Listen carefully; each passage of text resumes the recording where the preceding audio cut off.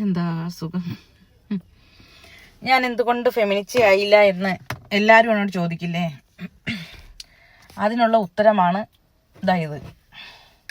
ഏതെന്നല്ലേ,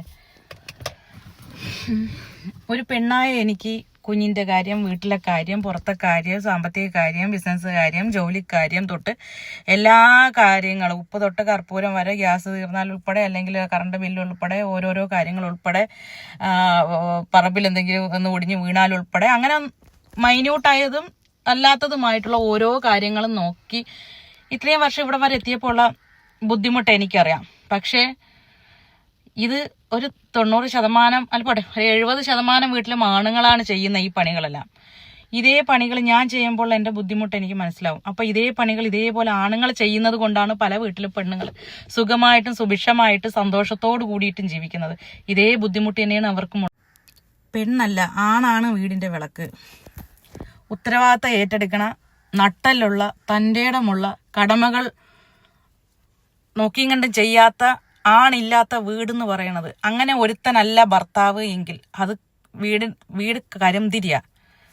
ഇനി പെണ്ണ് എങ്ങനത്തോളം ആയാലും ശരി, ഉത്തരവാദിത്വം നോക്കുന്ന ഒരുത്തനാണ് എന്നുണ്ടെങ്കിൽ ആ വീടിന്റെ വിളക്കാണ് ആണ്. പെണ്ണല്ല വീടിന്റെ വിളക്ക്, ആണാണ് വീടിന്റെ വിളക്ക്. അതുകൊണ്ടാണ് ഞാൻ ഫെമിനിസ്റ്റ് ആവാത്തതും. ഫെമിനിസ്റ്റാണ്, കാരണം എൻ്റെ ബില്ല് കൊടുക്കുകയും എൻ്റെ കാര്യങ്ങൾ നോക്കുകയും ചെയ്യുന്ന, ഒറ്റയ്ക്ക് എല്ലാ കാര്യങ്ങളും നോക്കുന്ന ഒരു പെണ്ണ് ഫെമിനിസ്റ്റാണ്. പക്ഷെ ഫെമിനിസ്റ്റ് അല്ല. ആണുങ്ങളെ റെസ്പെക്റ്റ് ചെയ്യുന്നുവെങ്കിൽ ആണുങ്ങൾ ചെയ്യുന്ന പണികൾ നമ്മൾ ചെയ്ത് നോക്കണം. അപ്പം അതിൻ്റെ വേദന മനസ്സിലാകുമ്പോഴത്തേക്ക് ആണുങ്ങളോട് റെസ്പെക്റ്റ് തോന്നുള്ളൂ. എനിക്ക് ആണുങ്ങളോടുള്ള റെസ്പെക്റ്റ് അതാണ്. കാരണം ഈ പണികളെല്ലാം ആണുങ്ങൾ ചെയ്യുന്നവരാണ്. ആണുങ്ങൾ ചെയ്യുന്ന എല്ലാ പണികളും പെണ്ണുങ്ങൾക്ക് ചെയ്യാൻ പറ്റൂല എന്നൊന്നും പറയില്ല. പക്ഷേ ആണുങ്ങളുടെ കായിക ശേഷിയല്ല പെണ്ണിന്റെ ബോഡി മുഴുവൻ ഹോർമോൺസ് കൊണ്ടുണ്ടാക്കിയതാണ് പെണ്ണിന്റെ ബോഡി. ഒന്ന് ഹോർമോൺ ഇംബാലൻസ് വന്നാൽ തീരുന്നതാണ് പെണ്ണിന്റെ ബോഡി എന്ന് പറയുന്നത്. മൈൻഡ് കപ്പാസിറ്റി എന്ന് പറഞ്ഞൊരു ലിമിറ്റ് ഉണ്ട്. അത് കഴിഞ്ഞു കഴിഞ്ഞാൽ പെണ്ണിനുണ്ടാവുന്ന ബുദ്ധിമുട്ട്, ഇപ്പം ഞാൻ അനുഭവിക്കുന്ന ഈ ഇൻഫ്ലമേഷൻ എന്ന് വെച്ചാൽ ബോഡിയിൽ സ്ട്രെസ് ഓവർ ആകുമ്പോൾ ഉണ്ടാകും നീര് ഇറങ്ങൽ തൊട്ട് ഇപ്പം ഞാൻ ഈ അനുഭവിക്കുന്ന തലവിയർക്കുമ്പോഴുള്ള കഫക്കെട്ട് തൊട്ട് 100 കൂട്ടം കാര്യങ്ങൾ പെണ്ണിനുണ്ടാവും. പക്ഷെ ഇത്രയും കാര്യങ്ങൾ ഒറ്റയ്ക്ക് ചെയ്യുന്ന ആണ് അപ്പോഴും അവൻ മല പോലെ ഇങ്ങനെ നിൽക്കും എന്നുള്ളതാണ്.